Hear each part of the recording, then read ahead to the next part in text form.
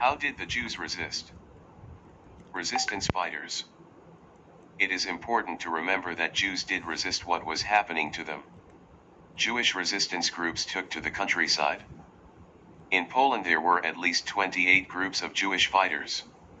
These resistance fighters blew up railway lines and attacked German soldiers. During 1942 as many as 40,000 Jews escaped from the ghettos of Poland into the forests.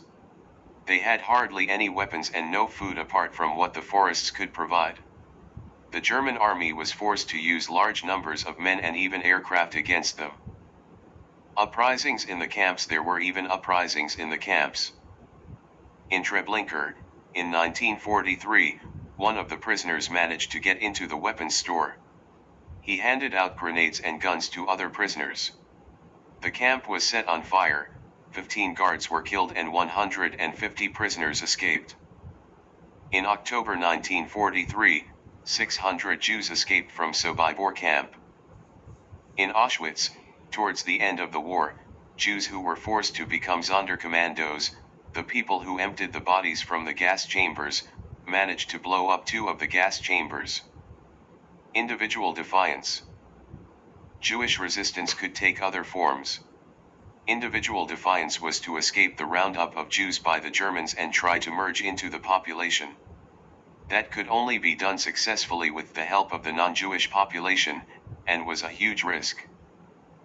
Families fought hard to stay together for as long as possible. To survive was a victory of the human spirit. A young Jewish resistance fighter, Haim Lazar wrote, "Struggling to stay alive another day was a form of resistance. Escaping from the ghetto and hiding in a bunker was resistance.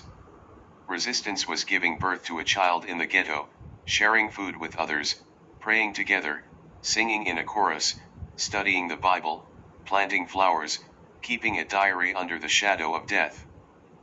Jews in the Allied armies. It should also be remembered that Jewish soldiers, sailors, and airmen fought in all the Allied armies. Polish Jews fought in the defense of Poland. In the battle for Poland more than 60,000 Polish soldiers were killed in action, among them were 6,000 Polish Jews. The Germans shot all Polish prisoners of war who were Jewish. Belgian, Dutch, and French Jews fought against the German army in 1940. British Jews served in all branches of the armed forces and a Jewish brigade was established as part of the British Army in 1944. Ghetto revolts. Armed uprisings took place in many of the ghettos. In 1943, in the Warsaw Ghetto, 15,000 Jews armed with makeshift weapons held out for 4 weeks against fully equipped German forces twice their number. The Jews had just 2 machine guns and 15 rifles.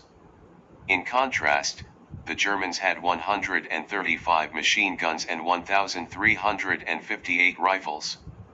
Despite this, on the first day of the fighting the Germans were forced to retreat. The next day the Germans broke into the Jewish hospital and all the sick and wounded as they lay in their beds. They then set fire to the building. Many doctors and nurses hiding from the soldiers died in the fire. Street by street the Germans set fire to or dynamited buildings until the ghetto was reduced to rubble. Some 7,000 Jews were killed in the fighting. Who was to blame for the Holocaust? Hitler.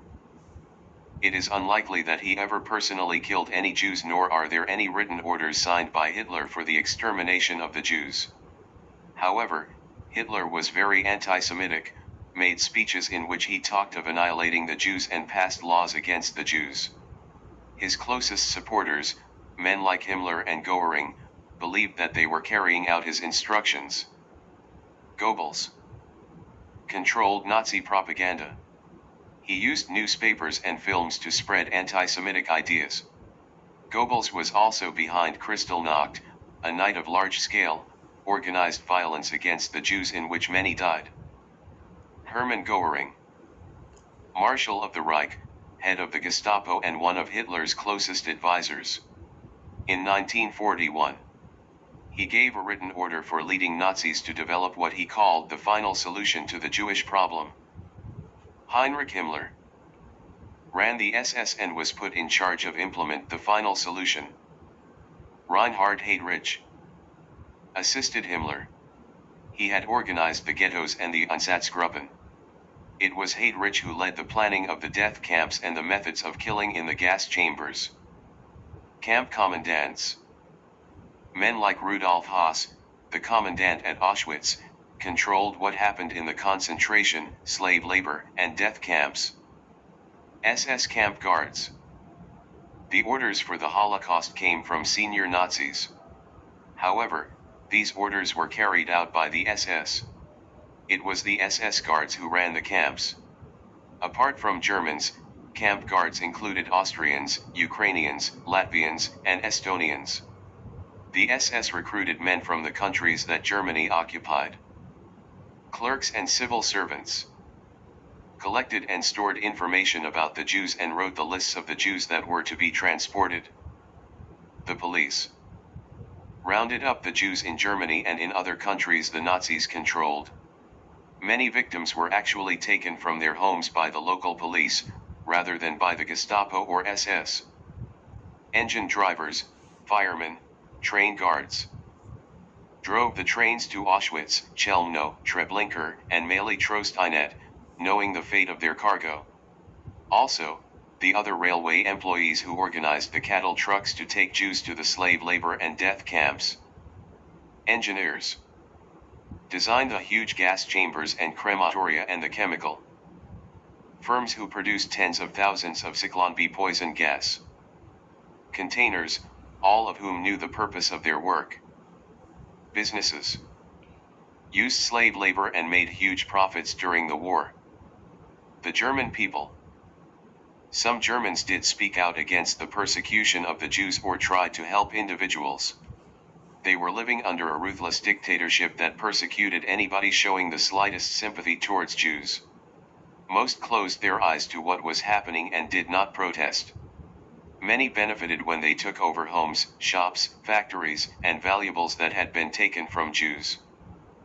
Governments of other countries who placed restrictions on the number of Jews that they would allow in and didn't bomb the railway lines to camps such as Auschwitz.